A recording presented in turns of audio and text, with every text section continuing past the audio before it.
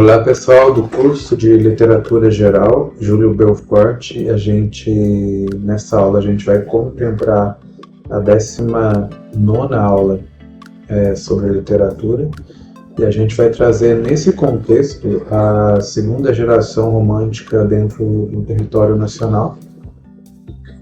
E a gente viu na aula passada a primeira geração. Quem não assistiu, vou deixar o card, acima, para que você possa estar vendo as aulas anteriores e posteriores. Então, antes de mais nada, curta o canal, marque o sininho das notificações para que você não venha perder nenhum conteúdo.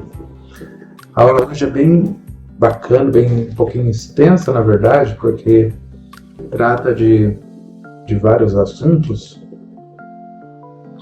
Então, vamos ao assunto. Deixa eu só me encontrar aqui. Ok. Então a gente está na segunda geração romântica, onde o tema, o que se busca nessa geração é poesia, amor e morte. E essa é a terceira aula no que diz respeito ao romance, à literatura, ok? Romântica. Então vamos lá, para introduzir o assunto, a gente vai comentar um pouco 3 fragmentos de textos românticos, do romantismo, para que a gente possa ter uma ideia geral da aula de hoje. Então muda um pouco o sentido. Nessa aula, poesia, amor e morte são os temas centrais desse tipo de poesia, que representa a segunda geração romântica, tá bom? Então vamos lá. A gente tem 3 fragmentos de texto, Álvares de Azevedo, Casimiro de Abreu, onde a gente vai estar comentando. Se eu morresse amanhã, viria ao menos fechar meus olhos minha triste irmã. Minha mãe de saudades morreria, se eu morresse amanhã. Olha só que texto bem ingênuo, bem tranquilo. Agora um outro fragmento de Casimiro de Abreu. Que saudades que tenho da aurora da minha vida, da minha infância querida, que os anos não trazem mais. Outro texto, também de Álvares de Azevedo. Cavaleiro das armas escuras, onde vais pelas trevas impuras, com a espada sangrenta na mão? Ok? Então, esse primeiro texto expressa, uma das obsessões de Álvares de Azevedo, a presença da própria morte. Na verdade, é uma marca registrada de quase todos os poetas românticos dessa geração e o ultrarromantismo. Neste fragmento, Meus 8 anos, de Casimiro de Abreu, revela a idealização da infância, um paraíso perdido, evocado de um modo sentimental e ingênuo. Já nesse trecho de Álvares de Azevedo, Meu Sonho, essa estrofe, percebemos uma personagem insólita, um cavaleiro medieval nas seguras noturnas, estranha, sinistra, imagens características do ultrarromantismo. Então, pessoal, no Brasil, a poesia representativa do mal do século foram publicadas principalmente entre 1850 e 1860. E podemos dizer que de todas as gerações românticas que tivemos, esta é a que melhor retrata um estado de espírito muito marcante no ultrarromantismo europeu, especialmente alemão e inglês. Então, a esse estado de espírito que a gente vai comentar daqui a pouco, a que nos referimos, um estado de spleen, tédio, morbidez, depressão, talvez possa ser entendido como uma espécie de apoteose, de clímax, do auge da inadaptação do poeta romântico ao mundo burguês. O que vocês acham? Então vamos voltar um pouco no contexto do surgimento desse romantismo, desse ultra-romantismo. Então, na medida que se vê desmoronando os seus sonhos, na medida em que percebe as contradições de uma sociedade que seria o ideal, mas que apresenta outra coisa, né? Não cumpre as suas promessas de liberdade, de igualdade, de fraternidade. Então, esse ser, o poeta ultrarromântico, assume uma postura radicalmente definitiva. Podemos compreender que, em que sentido, né, essa postura é ao mesmo tempo libertadora e ao mesmo tempo escravizadora, se a confrontarmos com o contexto e o que a gerou. Enquanto o homem comum, burguês, busca o seu lugar ao sol, muitas vezes é iludido quanto à possibilidade concreta de obtê-las, o poeta romântico afasta-se do rebanho, opta pela fantasia ao invés da realidade. Entrega-se aos seus próprios fantasmas, ocultando-se no mundo, passando a ser ele mesmo o seu universo. Esta atitude o liberta das amarras, das contradições, dos condicionamentos, dos dilaceramentos decorrentes do tentar adaptar-se a esse mundo capitalista. Por outro lado, entretanto, esta mesma atitude o escraviza quando levado ao limite. A negação da vida segue-se ao delírio da morte e ao excessivo ensimesmamento. Segue-se o egocentrismo, a nostalgia de um passado e o seu culto, do qual resultam mais demônios do que anjos. Então, um pouquinho do contexto em que se insere esse tipo de poesia em território nacional. Ok? Agora a gente vai ler um texto clássico, A Lira dos 20 anos, de Álvares de Azevedo, e comentar um pouco sobre ele. Ok? Então perceba a imagem, o sentimento que esse texto, que esse poema nos remete. Lembrança de morrer. Quando em meu peito rebentar-se a fibra que o espírito enlaça a dor vivente, não derrames por mim nenhuma lágrima dormente em pálpebra demente. E nem desfolhem na matéria impura a flor do vale que adormece ao vento. Não quero que uma nota de alegria se cale pelo meu triste passamento. Eu deixo a vida como deixo o tédio do deserto, o poento caminheiro, como as horas de um longo pesadelo que se desfaz ao dobre de um cineiro. Como o desterro da minha alma errante, onde o fogo insensato a consumir. Só levo uma saudade, é desses tempos que a amorosa ilusão embelecia. Só levo uma saudade, é dessas sombras que eu sentia velar nas noites minhas, de ti, ó minha mãe, pobre coitada, que por minha tristeza te definhas, do meu pai e meus únicos amigos, poucos, bem poucos, e que não zombavam quando em noites de febre endoidecido minhas pálidas crenças duvidavam. Se uma lágrima as pálpebras me imunda, se um suspiro no seio treme ainda, é pela virgem que sonhei, que nunca os lábios encostou a face linda. Só tu, ó mocidade sonhadora, do pálido poeta deste flores. Se viveu foi por ti, e de esperança de na vida gozar dos teus amores. Beijarei a verdade santa e nua, verei cristalizar-se o sonho amigo. Ó minha Virgem dos errantes sonhos, filha do céu, eu vos vou amar contigo. Descansa em meu leito solitário, na floresta dos homens esquecida, a sombra de uma cruz, escreva nela. Foi poeta, sonhou e amou na vida.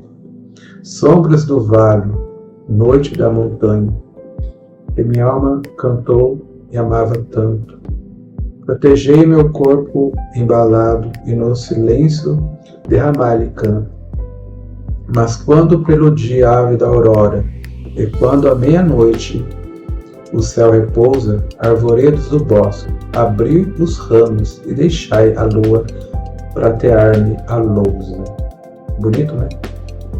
Então, o poeta Álvares de Azevedo, possuído pelas suas próprias ideias, torna-se fantasma ao invés de eleito, transforma-se em suicida vitimado pela necessidade de uma vida melhor, uma vida maior, que no entanto não consegue conquistar. Vamos comentar um pouco esse poema então, gente.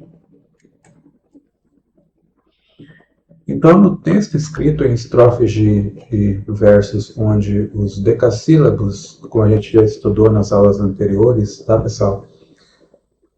Algumas vezes combina com os hexassílabos, primeira estrofe, e cujas rimas também possuem a estrutura variável, primeira estrofe A, B, C, B, terceira estrofe A, B, B, B. Como queriam os românticos, podemos observar o tema da obsessão pela morte, do desencanto pela vida, da morbidez e da solidão. Voltando aqui no texto, a gente já está, né? A gente estudou bastante as rimas, as divisões, as métricas, que foi a segunda ou terceira aula. Mas a gente vai tratar hoje, né, do conteúdo filosófico da poesia. Então vamos lá. Obsessão pela morte, o desencanto pela vida, a morbidez e a solidão. Não derramem por mim nenhuma lágrima em pálpebra demente. Não quero que uma nota de alegria se cale pelo meu triste passamento. Então, essa espécie de masoquismo atinge um grau máximo na terceira estrofe, quando o poeta identifica-se como o poento caminheiro, identificando a vida, né, em que se despede como um tédio do deserto, como as horas de um longo pesadelo que se desfaz ao dobre de um sineiro. Então a vida é morte, é pesadelo, é solidão, consumida por um fogo insensato, o fogo da paixão sublinhada, que no entanto deixa saudade, a imagem da mãe, do pai, dos poucos amigos que ficarão, intensificam o masoquismo ao que se confundem com a imagem-chave, a sublimação, a da virgem entre aspas, intocada, nunca beijada, a mulher anjo da tradição medieval, que lhe deu flores e esperança à mocidade do poeta, mas cujo amor só se realizará no plano metafísico, celestial. A morte assim transforma-se em única possibilidade de plenitude. Beijarei a verdade santa e nua. Verei cristalizar-se o sonho amigo. Foi poeta, sonhou e amou na vida. Este é o epitáfio pedido pelo poeta, que também pede as sombras do vale, a noite da montanha, que o protejam com o seu canto, enquanto as árvores do bosque devem abrir a meia-noite para prantear-lhe o túmulo. Ou seja, essa passagem lousa é a tampa do túmulo dele, a tampa do caixão do túmulo, então, cheio de figuras metafóricas, né? Ok? Um outro texto que a gente vai trabalhar nessa aula, analisar um pouco, vai ser a Lira dos 20 anos, ok? Um texto bem resumido, mas repleto de intenções, né? Então vamos lá. Junto ao meu leito, meus poetas, junto do leito, meus poetas dormem. Dante, a Bíblia, Shakespeare e Byron. Na mesa confundidos, junto deles meu velho candeeiro se espreguiça e parece pedir a formatura. Ó meu amigo, ó velador noturno, tu não me abandonastes nas vigílias, quer eu perdesse a noite sobre os leito, quer sentado no leito pensativo. Lesse as minhas cartas do namoro, quero-te muito bem, ó meu comparsa, nas doudas cenas do meu drama obscuro. E num dia de spring, vindo a pachorra, hei de invocar-te um poeta, um poema heróico, na rima de Camões e Aristóteles, com os padrões, como padrão as lâmpadas futuras. Ok? A gente tem aqui os poetas dele, né? Que é o Dante, a Bíblia, né? Porque o romantismo ele se fundamenta na Bíblia no sentido de fidelidade absoluta ao que ama. Ele é contrário ao paganismo. Ele também tem Shakespeare e tem Byron. Então eu vou escolher um desses 4 elementos para estar estudando. Aliás, eu já escolhi. A gente vai analisar a figura de Byron, Lord Byron, que o inspirou, né, muito nesse sentido do ultrarromantismo mais para frente. Vamos à análise desse texto. Ok, então nesse segundo texto, né, cujo título é Lira dos 20 Anos, de Álvares de Azevedo, nesse segundo texto do nosso maior poeta ultrarromântico, podemos ver com nitidez o cenário de tal poesia. De um lado, os poemas Dante, a Bíblia, Shakespeare e Byron. De outro, um velho candeeiro, espécie de lampião, pedindo a formatura. O ambiente é noturno. Um ambiente de vigília, onde as cartas de amor, de namoro, né, se confundem com os livros.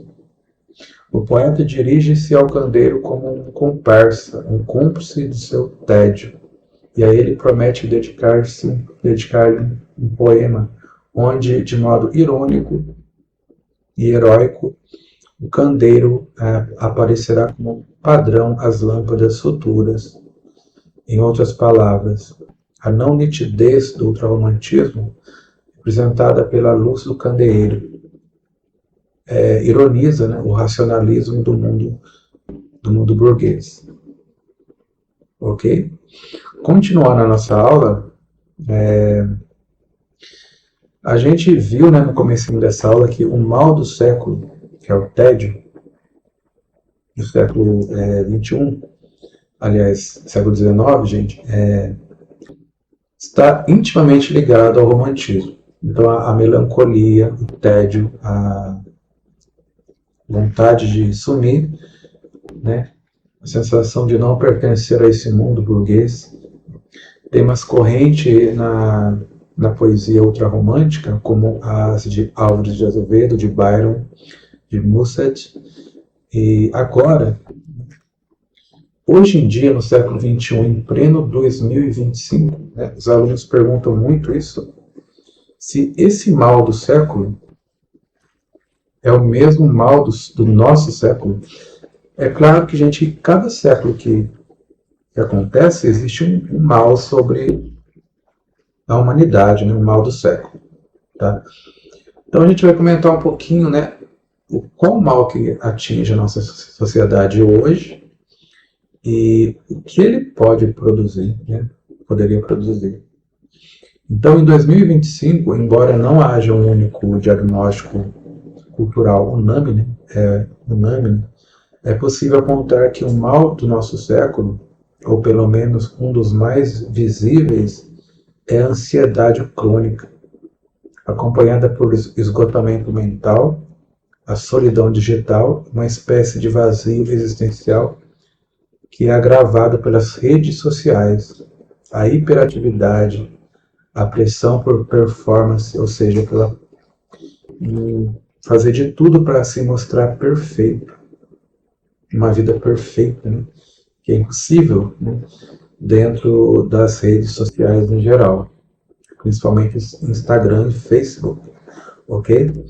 Então, continuando esse comentário, né, alguns traços do nosso mal moderno incluem a hiperexposição e a comparação social, ok? Então, cada pessoa tende a mostrar não as suas mazelas, mas a sua glória.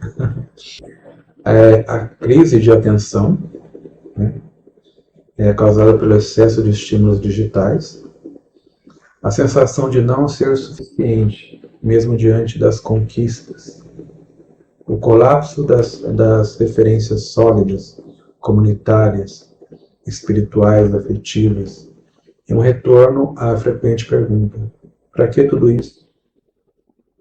Então, hoje, o nosso mal do século, né, o nosso cenário já vinha se formando nas primeiras décadas do século XXI, mas foi acelerando pela pandemia, pelas transformações no mundo do trabalho e pela intensificação do uso da tecnologia.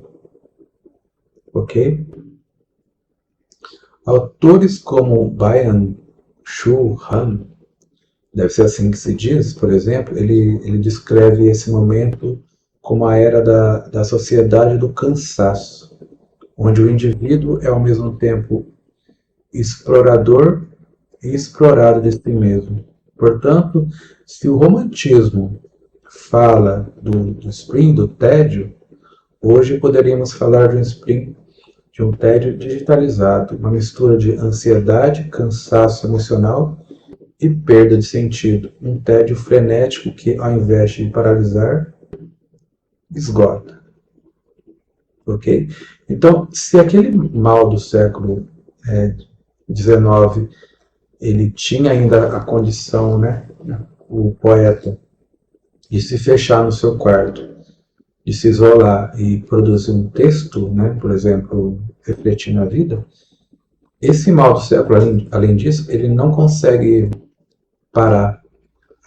O consumo digital é tanto que ele fica esgotado de ficar horas intermináveis rodando a tela do seu celular. Então essa é a diferença. Eu vou ler um poema, né? Um poema que poderia ser escrito, um poema romântico, dentro do contexto atual. Então, fica essa pergunta. Hoje em dia existe a poesia romântica? Sim, né, gente? A gente tem vários poetas que escrevem poesia moderna, né? E poemas românticos e ultra-românticos. Então, um fragmento do que seria um poema moderno desse tipo. Ele está bem pequeno. Tem dia que acordo cansado, de dormir pro gado, respirar algoritmo, comer culpa, comer sem sair do scroll. As horas viram bolhas de stores que estouram antes de eu viver. Tudo tem que ser agora. É lindo, é leve, é viral. No fundo só queria um café e silêncio, sem ter que justificar o sumiço. O mal do século não tem nome poético, mas tem sintomas. Um peito apertado às 10 horas da manhã e a sensação de que todo mundo está indo para algum lugar que eu não vejo. Só queria caber em mim, sem ter que caber na bio. Talvez um dia eu delete o aplicativo e poste nada, só para ver quem eu sou, sem filtro. Ok? Então, eu vou ler uma poesia que trata desse novo mal do século. Ok? Então, continuando o nosso texto, a gente vai ler uma crônica.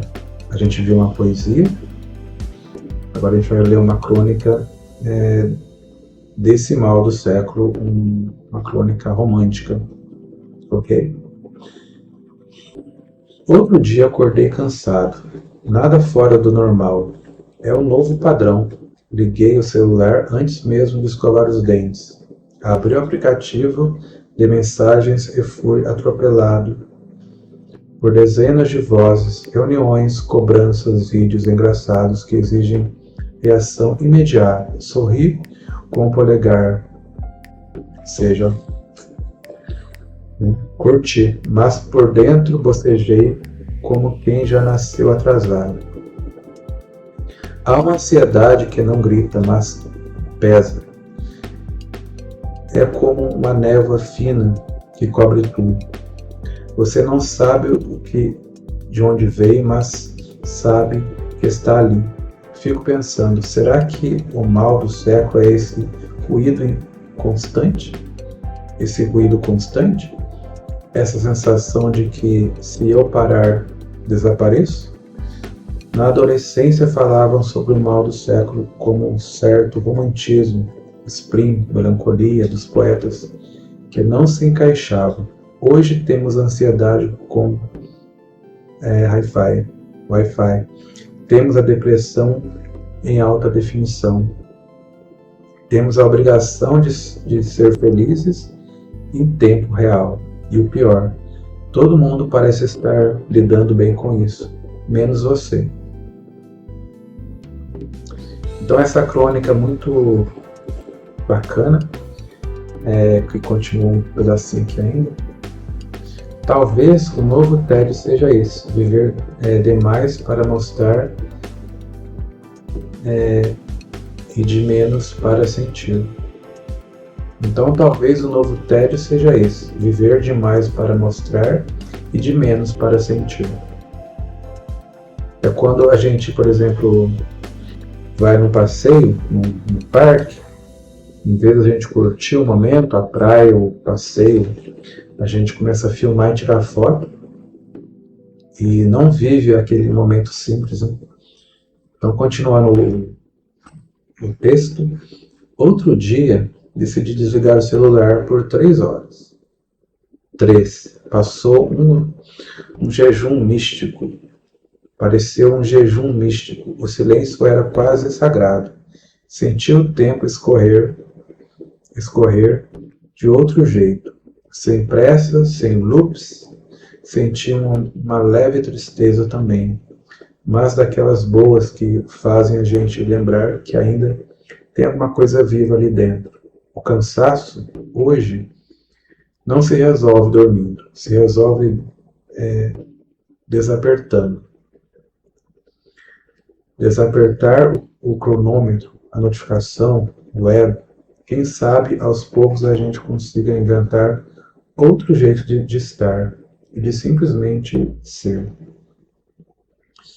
Agora a gente conclui, né? A gente vai concluir essa aula estudando alguns caras, né, desse movimento romântico. Então a gente analisou um poema, uma crônica romântica que encaixa a nossa realidade atual, ok? Agora vamos estudar um pouco sobre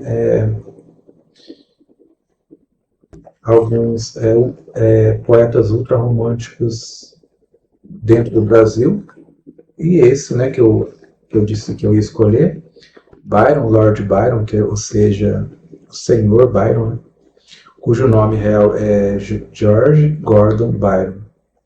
Ele nasceu em 1788 e morreu em 1824. Interessante que os poetas ultrarromânticos eles têm um tempo de vida relativamente curto, como a gente vai ver daqui a pouco. Então Byron foi um dos principais nomes do ultrarromantismo, especialmente na Inglaterra, onde é considerado um dos maiores poetas românticos. Ele representa uma vertente do romantismo marcada por um tom sombrio, melancólico, subjetivo e até mesmo rebelde. Características que influenciam fortemente o movimento ultrarromântico em outros países, inclusive no Brasil. Então aqui está uma foto, uma pintura, né, dele. As moças adoram ele porque dizem que ele é muito bonito. Então vamos lá. Então, as características ultrarromânticas de Byron. Tá? Então, culto ao eu e à subjetividade. Byron escrevia com grande intensidade emocional, muitas vezes colocando-se como protagonista dos poemas, explorando seus próprios conflitos internos, as angústias, os sentimentos e os desajustes perante o mundo, a melancolia e o pessimismo. Sua obra é marcada por uma visão trágica da vida, pela constante presença da morte, da solidão e da desesperança. Isso dialoga diretamente com o sentimento de tédio existencial, ou seja, o mal do século, tão comum ao ultrarromantismo.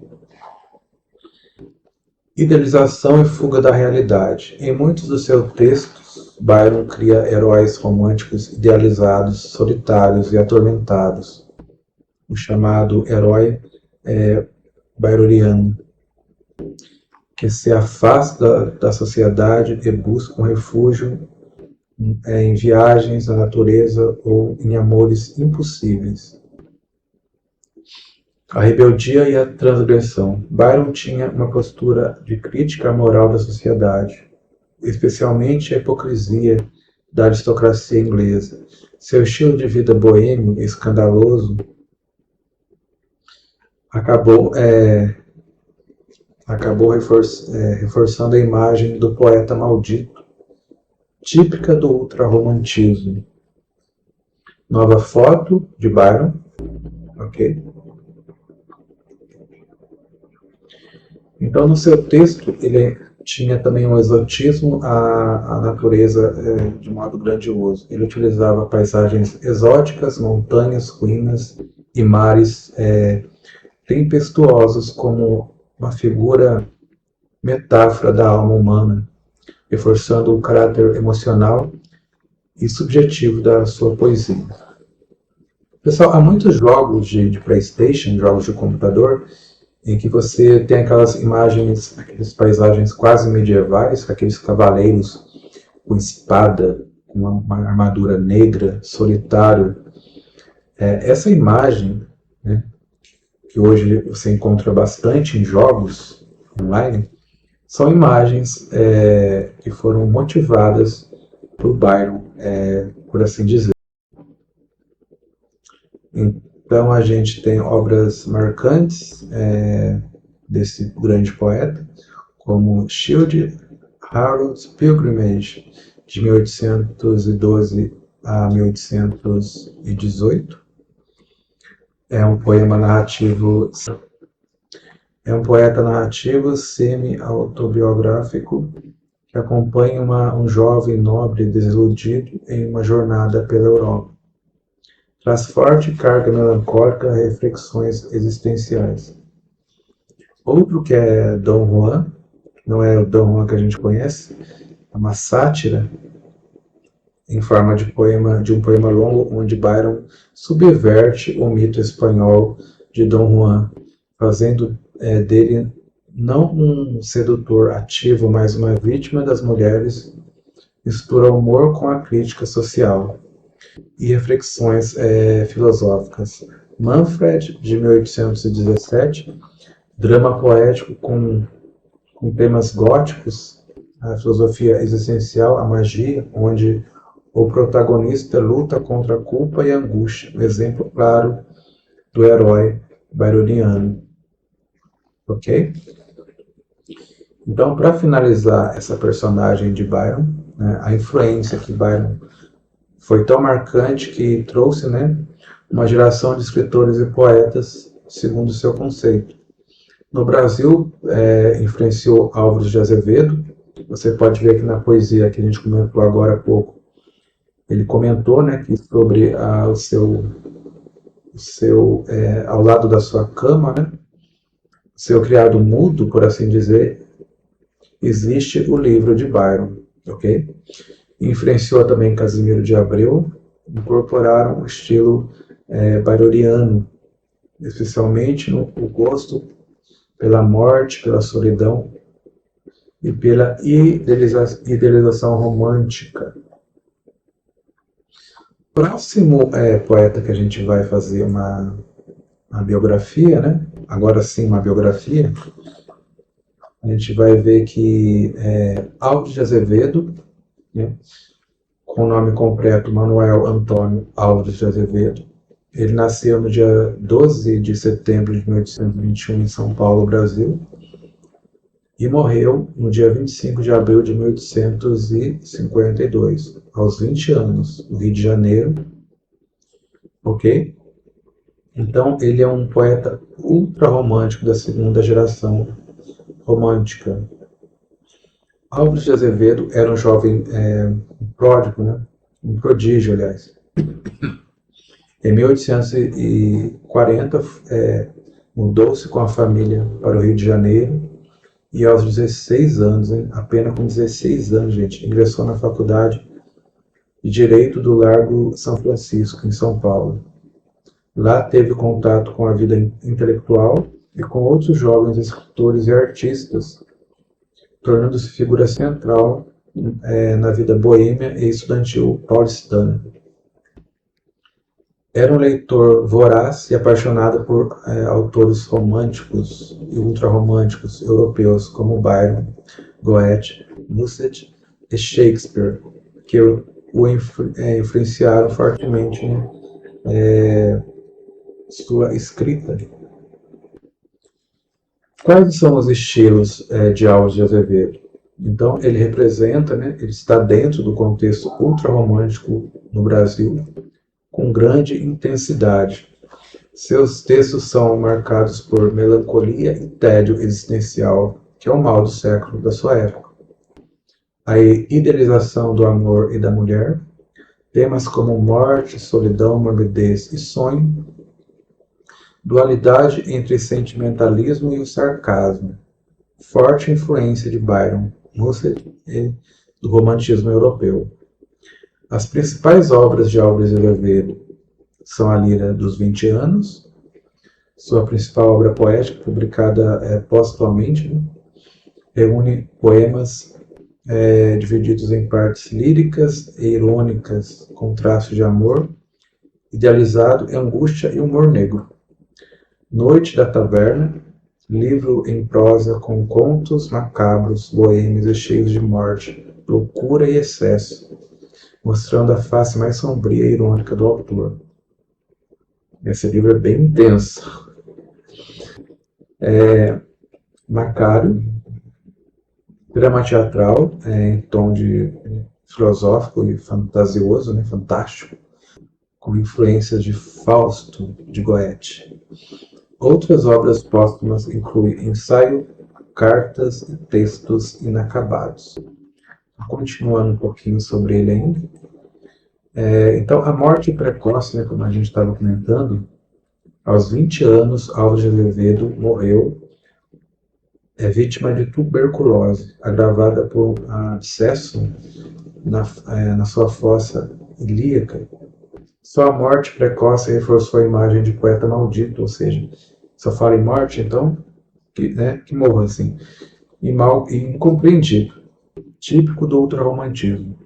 Todo poeta ultrarromântico teve essa visão de poeta maldito, tá, gente? Ele mesmo parecia pressentir o seu fim, como mostram vários de seus poemas, que tratam da morte com naturalidade e até um certo desejo. Ou seja, tem a ver um pouco com essa lei da atração, A pessoa fica muito focada em morrer, uma tese, acaba falecendo mesmo. Mas o legado desse fera, Alves de Azevedo, tornou-se um ícone do romantismo brasileiro, especialmente entre os jovens. Sua obra influenciou gerações e segue sendo estudado e celebrado e teorizado até os dias de hoje, ok? Com uma expressão de pura juventude romântica, sonhadora e angustiada. Agora a gente vai ver a biografia de Casimiro de Abreu, ok? Então, Casimiro José Marques de Abreu, ele nasceu no dia 4 de janeiro de 1839 na Barra de São João, que é a atual Casimiro de Abreu, o nome da cidade, o nome dele é, inclusive, Rio de Janeiro, Brasil. Ele também teve a morte prematura, ele morreu no dia 18 de outubro de 1860, Nova Friburgo, Rio de Janeiro, aos 21 anos. Ultra-romântico da segunda geração romântica. Então, Casimiro de Abreu, filho de comerciante português, ele cresceu no interior fluminense, desde jovem mostrou inclinação pela literatura, embora tenha sido enviado pelo pai a estudar comércio em Lisboa, Portugal, aos 16 anos, algo que ele não quis, né? Ele não desejou. Lá teve contato com o romantismo europeu e começou a escrever poemas, peças e novelas, ok? Então a carreira de Casimiro, ao retornar ao Brasil em 1857, estava já envolvido no meio literário e publicou o seu mais famoso livro, As Primaveras, de 1859. E foi o único livro publicado em vida. Reúne poesia, poemas líricos, suaves, marcados pela nostalgia, idealização da infância, como aquele de Meus 8 Anos, da pátria e a figura materna. O poeta mais conhecido é Meus 8 Anos, que a gente leu um fragmento agora há pouco, onde exalta a infância como um tempo de pureza e felicidade perdida. É interessante que quando eu estava no ensino médio, no tempo era colegial, e quando eu li esse poema pela primeira vez, que saudade que tenho da minha infância querida, que os anos não trazem mais. Eu achava, né, que Casemiro era um idoso, um velho já, né, assim, para falar desse jeito. Não, ele era praticamente um adolescente, né, com 21 anos, ou antes disso, ele escreveu esse poema. Olha só que interessante, ele já tinha saudade da infância. É legal isso. Então, o tema e o estilo de Casimiro de Abreu é considerado o mais doce e sentimental dos poetas ultrarromânticos brasileiros, ou seja, bem ingênuo.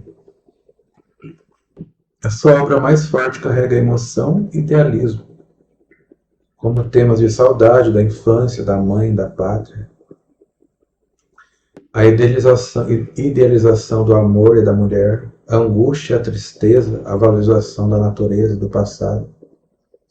Visão sentimental da morte. Apesar de ser menos sombrio do que Álvares de Azevedo, Casimiro também apresentava traços típicos do mal do século, ou seja, a idealização romântica. Morte precoce, né? Casimiro de Abreu morreu também muito cedo, aos 21 anos, vítima de tuberculose, doença comum, né, entre os poetas românticos da época, né? Que estranho isso. Sua morte precoce ajudou a consolidar a imagem do poeta sensível, frágil, idealista, um verdadeiro símbolo do ultramontismo. Então, apesar da sua vida curta, Casimiro deixou uma marca profunda na literatura brasileira. Sua linguagem simples, emotiva, acessível, conquistou gerações de leitores. Hoje é lembrado como o poeta da saudade e da infância. E seu nome batizou a cidade em que nasceu, ou seja, a cidade de Casimiro de Abreu, que foi feita em homenagem a esse grande poeta. Pessoal, então a gente está encerrando essa aula, ok?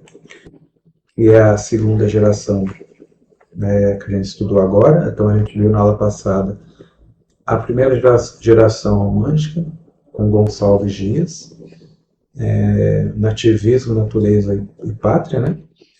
Essa é a segunda geração, que a gente acabou de estar analisando, né, com Álvares de Azevedo, Casimiro de Abreu. E na próxima aula a gente vai estudar Castro Alves, né, o seu lirismo. Então eu sou o Júlio Belfort e aguardo vocês na próxima aula.